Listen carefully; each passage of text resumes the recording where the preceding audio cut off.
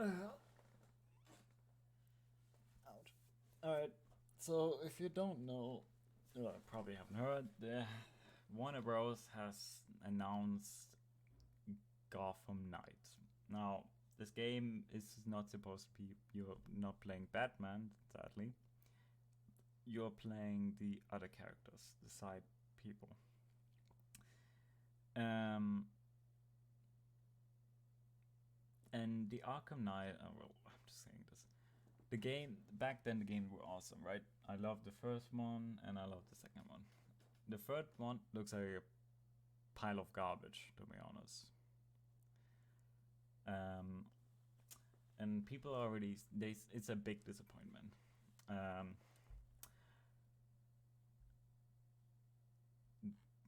it has a bunch of problems, a lack of performance, but we're gonna all on October 21, PlayStation 5, Xbox Series, and Warner Bros. Modern Knights followed Batgirl, Robin, Nightwing, and Red One attempted to maintain order amid into chaos after a terrorist plot by the Court of Owls killed Bruce Wayne.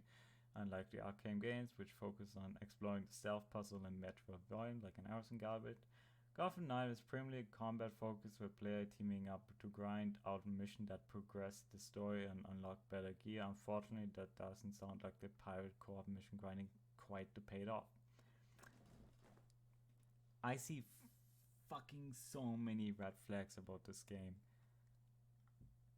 I don't care that, like, I'm fine with those things. I don't care about that.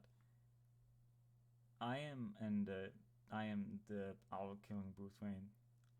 My problem is this. It's unlikely. It is not an explosion, stealth puzzle, and Metro-like arsenal of gadgets. It's a combat focus with player teaming up to grind out missions that progress the story and unlock better gear. Why? I hate stuff like, and unfortunately, it doesn't sound like a pirate co-op mission grinding quite paid off.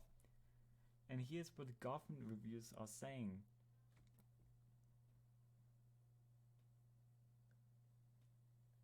I'm actually surprised because I thought, they're gonna probably get paid off with much more money, but it doesn't seem like they got paid off anything. They're actually saying for me, it's like the first time they're actually saying the truth.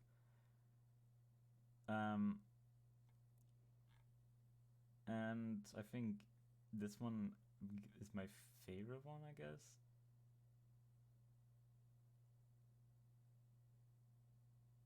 Oh no, actually, GameSpot. There have been a peculiar lack of endgame content. Normally, these loot endgames are built on the long haul, but here the game has all the markings of a loot grinding without any purpose to perform it. If my gear is good enough to beat the final boss, and it was, then what incentive do I have to keep playing to improve that gear? I suspect the fourth in combat 4-player co-op heroes a Saltmon launch in late November may be better answer this question, but waiting 5 weeks to go back to game that isn't very good in the first place isn't my plan. That's the problem. I think that's always problems with Gears. And I think in Batman they never had. I think I need to play it again, but I at the same time just don't feel like it. But I played it, like I said, on Xbox. The problem is always this with Gears. If you grind too much on that, you defeat the boss too easy, and then there's no point on this game anymore. And it doesn't seem like fun. I remember the trailer, and people hated the combat. It looked awful. And like I said, and this one, it's bad enough if the community hates it, but it's even worse if the game reviewers saying how bad it is. And so many are right now saying it's shit. And that's not good. Then let's go to the next one. Gotham Knight on console is stuck at 30 FPS while PC requires some serious hardware. The Batman game will only run 30 FPS on PlayStation 5 and Xbox Series X and S, where it's more expensive. What? You're telling us you only give us 30 FPS? You know how shit that sounds? That is really, really fucking bad. Warner Bros. Material revealed a full reckon PC spec from Gotham Knight. Wait, we can look. Whoops. Wait, hold on. 2005, Batman Arkham Knight port left such a bad taste. It's good to know Warner trying this time. Oh yeah, that was a shitty trailer. Wait, let's go on another one. Shut the fuck up. Which one was it? Gotham Knight. That was 2 years ago? Wait, what? Can't remember that. No. I remember there was a bigger one. Remember this one was it 13 days ago.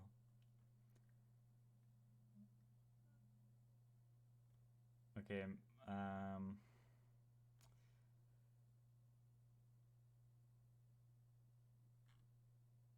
yeah, okay, maybe those guys don't know.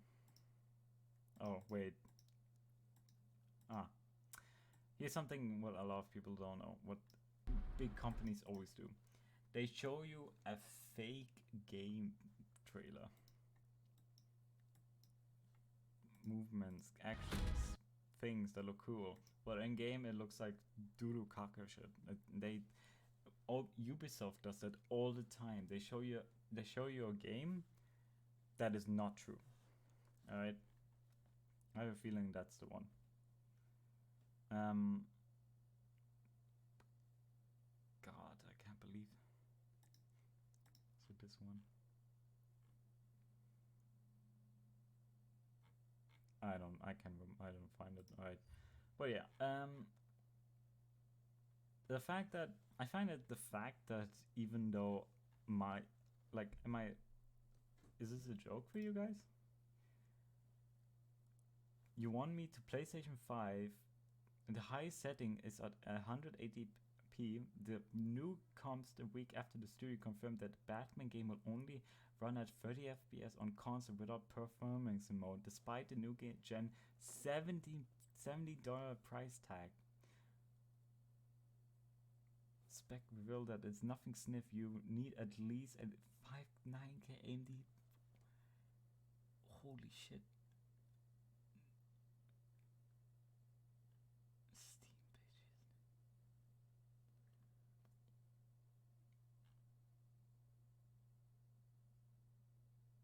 Yeah, okay.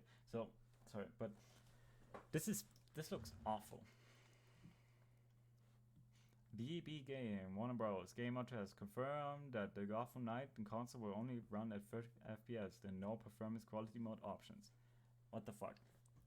And then we got, okay, I think this is a troll, but like, as you can see, a lot of people are just like, what the fuck? Sad, dislike, mad, disappointed. I don't know what these is. Dead, L, take a L, and more shit. People are really mad they are not gonna get an extra 30 FPS. God knows.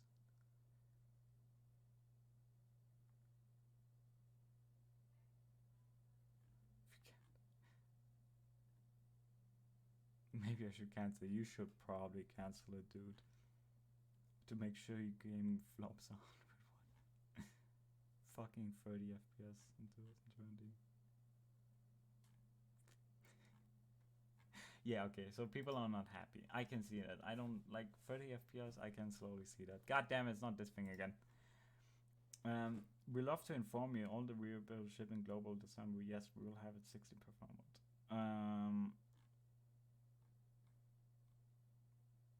Yeah, it's just like in your brain you have a PlayStation 5 and Xbox Series that cost so much, and your game is only like fucking 30 FPS. That's nothing. That's really fucking low. It's nothing. That's like so dog shit. It's gonna be game. I'm not gonna be surprised if the game is gonna flop. I probably see that coming.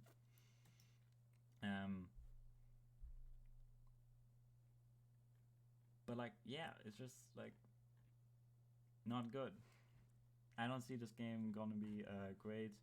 The fact you want us to pay $17 and then you only give us 30 FPS, but show us like amazing graphics, but then Baba Booey us with this bullshit. And then GameSpot made this. I take this 30-second as a good review. A good video game. Worse, once you have those knighthood challenges completed, you'll still bump up against these forgettable side missions frequently. Boss storylines are level gated, so you can't quickly see the end of any quest line. And to level up between major boss missions, you'll often be doing more of these street crimes. Meanwhile, iconic characters like the Penguin and Lucius Fox are made to be nothing more than immobile quest givers, doling out missions that are more like basic challenges to earn a new suit blueprint or a mess of crafting resources. If you really want to go down this rabbit hole, you need to know there's no coming back from it. Becoming Gotham City's watchful protector should be a meaningful journey for the characters and the players controlling them, but it rarely amounts to feeling like anything more than busy work. There are curiously few big bads in the game too, and they lack the variety and ingenuity of past showdowns, even in developer WB Montreal's past bat efforts. Aside from the main storyline that heavily involves the League of Shadows and the Court of Owls, you'll do battle with Harley, Clayface and Mr. Freeze. I'd have less of an issue with this low number if the actual showdowns were more diverse or interesting, but they each inevitably devolve into an arena battle against a damaged spongy villain and maybe an intermittent horde of goons. Like the mission design and writing, combat initially makes a strong impression by being distinct from previous Batman games. The problem, however, is it fails to evolve as time goes on. It swaps out the active counter-heavy model for something more RPG-like, where cooldowns and a momentum meet a lord over your capabilities. And it can look cool for a while. You'll stylishly take down foes of a few different classes, but rather than Arkham's very defensive-minded combat, here it's more about keeping the pressure on and always hitting something. It overrides the learned techniques that Batman must have taught the foursome in the name of being an RPG that demands sturdy enemies who artificially extend each brawl with hearty health bars. As brawls play out, it also reveals a lack of variety. Moves look different for each character to match their personality, but the button presses you'll perform follow the same script no matter who you are. Each character's unique special moves are the only thing that really separates the heroes from each other. The Court of Owls, perhaps the biggest and most beloved new addition to the Batman mythos in a long time, fails to live up to the potential of its comic book source material. In the comics, the Court is a creepy, ever-present threat whose existence is up for debate. Merely whispering about them could get you killed, or so say the dark nursery rhymes. That element of the villainous secret society is touched on here, but it all feels like lip service. In practice, the Court feels like any other faction of enemies, especially when you so often come across them taking part in street crimes, thereby totally neglecting the Cabal's most important characteristic: they're working from the shadows. That's not to say WB Montreal misunderstands its cast of characters. Although the Court is narratively fumbled, the game's brightest spot is certainly its foursome of heroes. Batgirl, Red Hood, Robin and Nightwing are handed the keys to the city without warning, and they're not sure how to fill Batman's boots. Their interactions are very often somber and serious, and help characterize them as the grieving, unsure group of orphans they are. Batman meant something different to each of them, and the writing captures this excellently. Leveling up and playing with any of them unlocks the same skill. Okay, I need to stop. It's just the video is pretty long, but I don't want to continue on. I don't know, maybe I get copyright strike because maybe GameSpot is cringe. But like I said, I remember. I don't know if that was true, but Red Hood was my favorite because he was different from everyone else because he had guns. And this one, I don't know, his guns doesn't feel like it's like BB pistols, you know.